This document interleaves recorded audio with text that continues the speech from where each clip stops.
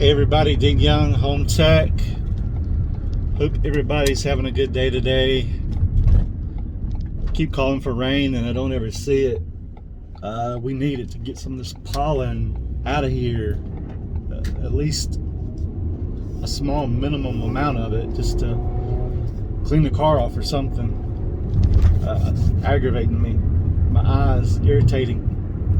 So anyway, past couple days it's been just a crazy week, weird week, just a weird vibe in the week, things going on with home inspections and stuff. And first one was we left the radon at the property. Lady said she worked from home, she would be there, not a problem. We said we'll be back in 2 days.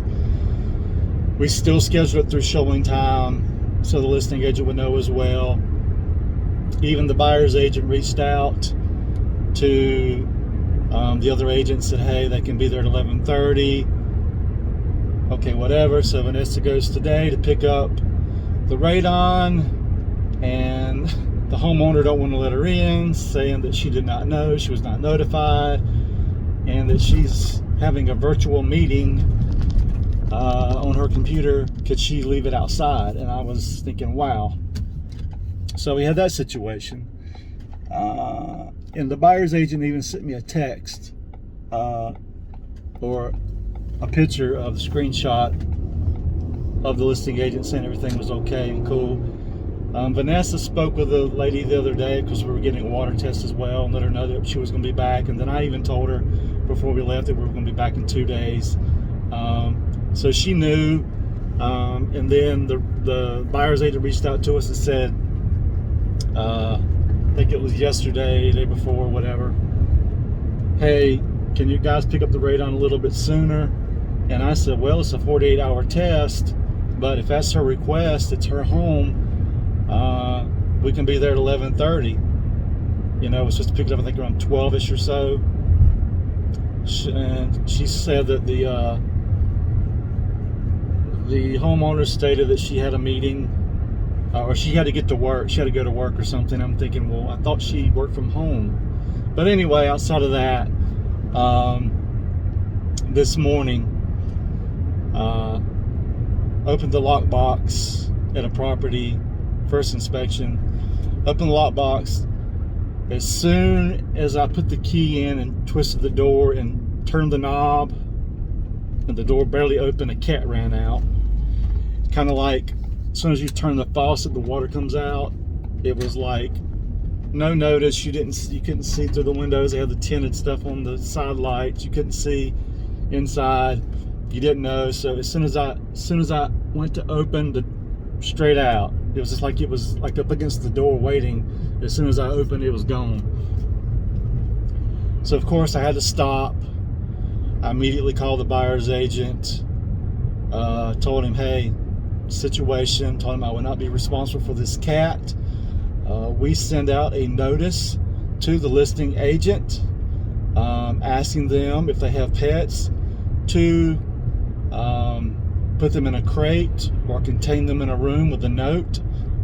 We are not responsible. We are not cat sitters. We are not pet sitters. I will not be responsible. I will not be made to feel bad. You know you're having a home inspection, you know the date, you know the time. Prepare accordingly, you know. That's just the whole scenario of that. And then the last one today, the second one, it was in a not so good neighborhood, and upon entry, opening the door, just an overwhelming smell of pet urine, pet odor would make your nose hairs just, I probably didn't have to trim my nose hairs, they probably all fell out. It was bad. So we left the front door open. It was a vacant property, and I even prodded areas in there and was getting way high moisture readings, and had to clean my meter off. Moisturizing. Bath and Body Works, the best stuff right here, man. Antibacterial with moisturizer. Corey and I took a bath in that when we left that property. So, vacant property, crazy evidence of roach infestation. We're talking the little specks and dots they leave around outlets, receptacles type deal. Cabinets all over the countertop was just dead roaches. In the cabinets was dead roaches. We opened the closet door and a couple ran out. They like dark places for some reason. I don't know what the little dark spots are. I don't know if it's the feces or if it's eggs. I don't know, but you know that look if you've ever seen or had roaches before. Just disgusting. So from a small house, right, just barely a tad over 1,000 square feet, like 1,015-ish maybe, and so you got the main air unit in the hallway. You've got a hall bath, and then you got a primary bath. So from the hall bath to the air unit to the primary bath, from the crawl space viewpoint, needs to be completely gutted. Substructure is just rotten, active moisture. Toilet loose. Flush the toilet, water goes everywhere. Wax ring. The tub, at that corner at the tub where water runs down in a lot of places where you don't have that guard piece. Major corrosion there. It got into the floor, got up in the wall, that whole corner between the tub and the toilet. Severe moisture damage. Fungal growth, like white, just awful fungal growth. So quite a big area of square footage is going to need to be gutted and completely redone for that crawl space. Very, very nasty. Very nasty. Roof, pretty weathered. Shaded area with trees overhanging. Not so good for a roof. What else with it? Metal columns on a carport were sitting on posts. Block posts that were loose, leaning. Then you got two pit bulls running loose over here. Let's see what else. Quite a bit of other stuff, but the biggest was that. And also on that other house where the cat got out, water heater in the attic. I don't know why people put water heaters in the attic. There was a gas water heater. Severe corrosion around the supply lines with an active leak. Severe corrosion around the TPR with a streaming active leak. The pan was filling up. There was a tube for the water to go out, which was a good thing to terminate out. But a water heater is gas, and that's really scary. So I let them know right off that water heater needs to be replaced ASAP. Because with gas, that's a whole different ball game.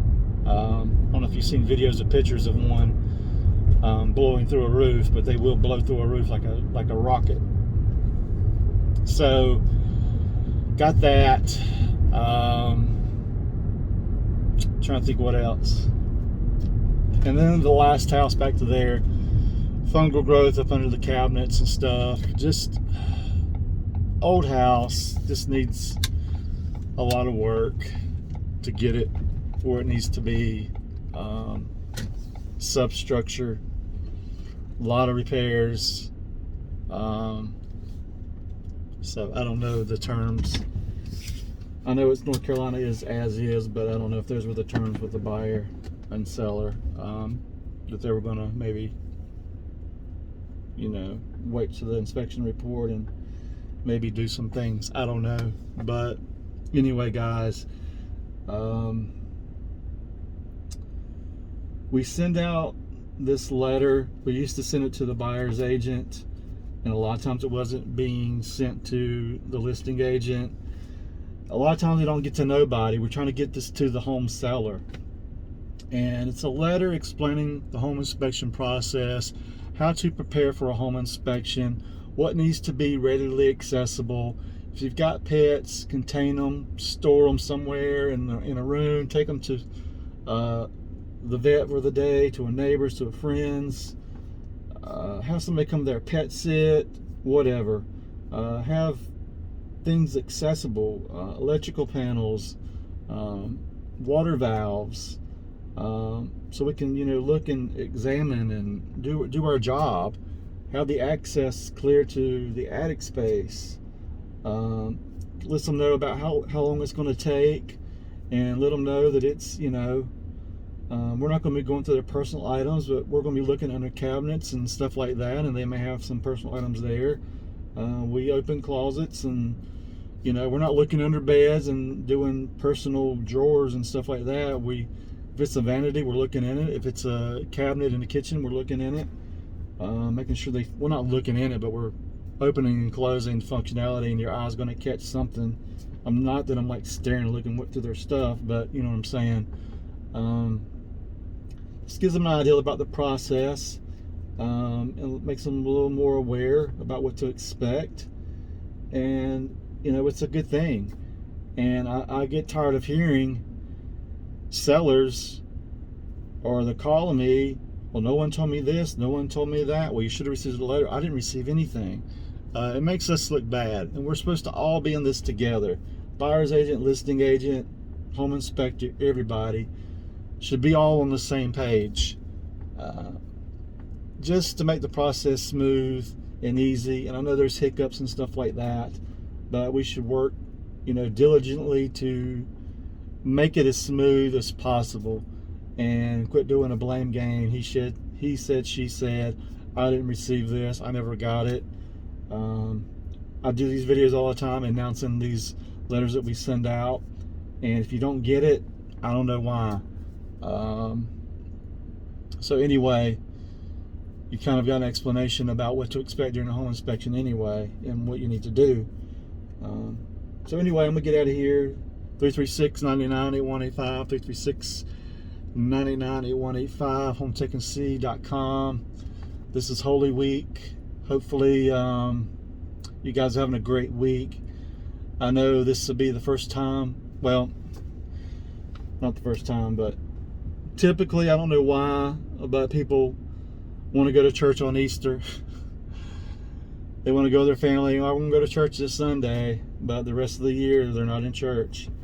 And I understand it, that's your preference, but going to church one Sunday a year or two Sundays a year is not going to get you into heaven. I guarantee that.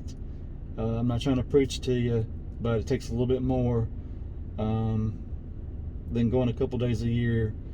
You could have your own church in your own house and read the Bible religiously and have your beliefs and do whatever and be fine. God knows your heart and your mind. But these people that are out, just acting out, and they know what they do on the weekends, and they know it's not of God, and then on Sunday morning you're going into church and acting like you're a Christian and whatever. I mean, that's, I know everybody's got their things, nobody's perfect. I'm not saying that nobody's perfect, and because we're all sinners, but you gotta play into the role. I mean, if you're a Christian, you're a Christian, and if you're just starting to go to church and you're learning things, I completely get it. You're kind of going back and forth, this lifestyle, whatever. It's a pretty easy choice for me. I've lived that bad, not proud of. God, forgive me with all my being, repent, crying out to God, forgive me of these awful things I've done to people and things I've said and done in my life. I've been there, and God has forgiven me, and He knows my heart. And I pray that for other people, because I'm telling you, there is a heaven and there is definitely a hell. I guarantee you that. I guarantee you that. And you don't want to go to hell. You do not want to go to hell. And there's a way to avoid it. And you know, read your Bible, reach out to somebody that can help you. If you're having life issues, I get it, but that's not an excuse. There's people out here that are willing to help, but there's also people out here that pretend that they need help or want charity, and they use the church and they use organizations to get something, and then they move away from those people after they got what they want. They're just posers, or just acting, and people give them compassion and give them money and help them out and do right by them and stuff, and then they let everybody down. And it's sad. It's so sad to see that, especially people with illnesses and stuff, people that fake illnesses, people that, I've seen it, through church, people faking illnesses to get the compassion and all the prayers and crowding around and doing stuff for you. I've seen it in the church. I've seen the church go into a home and do renovations and painting and making things new and stuff for helping families, and then they don't show back up at church. They turn their back on the church after that. And it's just, wow. It's mind-boggling, just blows your mind. The devil is real. The devil is real. And people just don't have no heart. There's people out there that don't have a heart. Not everybody, but there's people out there that are deceptive. And it's all the devil, man. It's all the devil. But anyway, I'm going to stop my preaching and my rant there. But anyway, guys, 336-99-8185, HomeTakeAC.com. We hope you guys have a great week. Enjoy your Easter. I don't really celebrate it. Didn't know Easter Bunny down across from me. I don't care about the Easter Bunny. I did when I was little. That's a kid thing, whatever. But I'm going to go see my grandbaby this weekend and show her some love and hug on her. And that's it, man. You guys just enjoy yourselves on your vacation and whatever you're doing with your family, and just be safe. That's all I got, man. Peace.